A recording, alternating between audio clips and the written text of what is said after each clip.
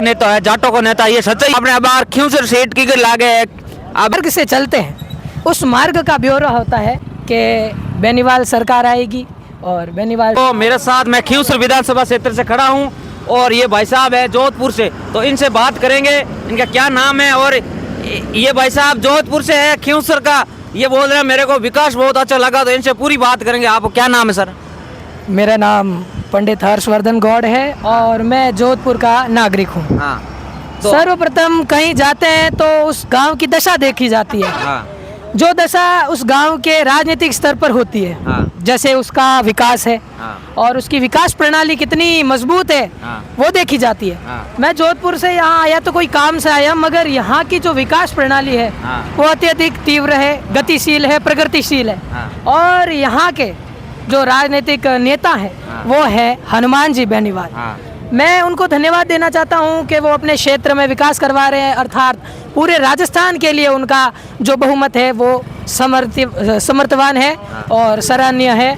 और बेनीवाल जी अपने कार्य को निष्ठापूर्वक कर रहे हैं, ये हम नागरिक, आम नागरिक उन्हें समर्थन देते हैं। मैं आपको सर पूछा, आप ब्राह्मण हो तो हनुमान जी ऊपर आरोप लगावे बार बार कि हनुमान जी जाटों का नेता है, जाटों का नेता, ये सच्चाई है कि झूठ है? नहीं, ये साफ साफ झूठ है। वो 36 कौम के नेता हैं, वो सभी के लिए दिन हो या रात तत्पर हैं और वो कभी नहीं देखते कि वो जाट है, वो गुज्जर है, वो पटेल है, वो ब्राह्मण है, वो सब के लिए हाजिर है। उनको तो एक कॉल आना चाहिए फलाने फलानी जगह पर वो काम हो गया, तो वो अपना काम छोड़कर उस आम नागरिक के पास जाने के लिए अपने काम को बीच में छोड़कर वहाँ उपस्थित होते हैं, वहाँ का हालचाल लेते हैं, वहाँ का ब्यौरा लेते हैं और अपने जनता के साथ, अपने किसान भाई, किसान पुत्रों के साथ हमेशा खड़े रहते हैं। उन्होंने जो कानून बनाए थे केंद्र सरकार द्वारा, उनका भी विरोध किया था क्योंकि वो किसानों के हित में नहीं था, और किसानों के हित में नहीं है तो हमारे जो नेता हैं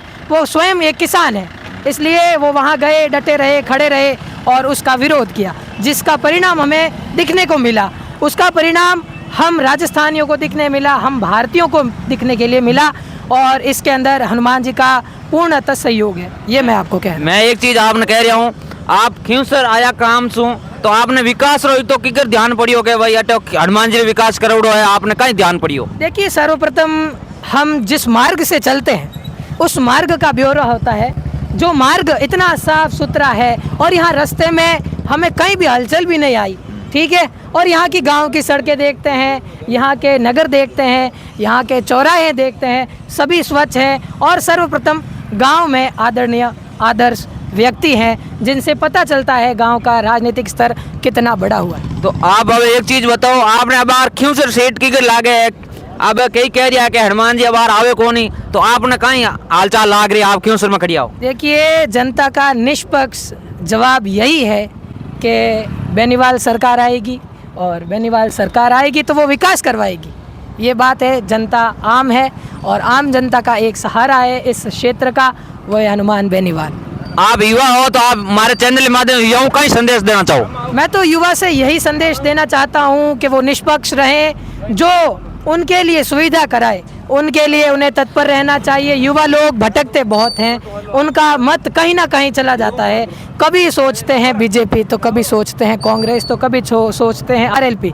मेरा कहना यही है, भले ही कोई पार्टी हो, विकास हो रहा है हमारे क्षेत्र का, वो सर्वोपरि है और विकास जो पार्टी करवा रही है, जो नेता करवा रहा है, जो प्रतिनिधि करवा रहा है, वो हमारे लिए सराहनीय है, वो हमारे लिए प्रशंसनीय है और वो हमारे गांव के लिए इतना कार्य कर रहा है। तो जाहिर सी बात है कि वोट किसको देना चाहिए वो जनता खुद अपने आप में समझदार है, मैं इसके बारे में कुछ नहीं कहता, समझदार लोग ही काफ़ी है। बिल्कुल, धन्यवाद सर आपको। तो दोस्तों, जोधपुर से ब्राह्मण समाज से युवा, आपकी क्या राय है जरूर कमेंट कर बताइए।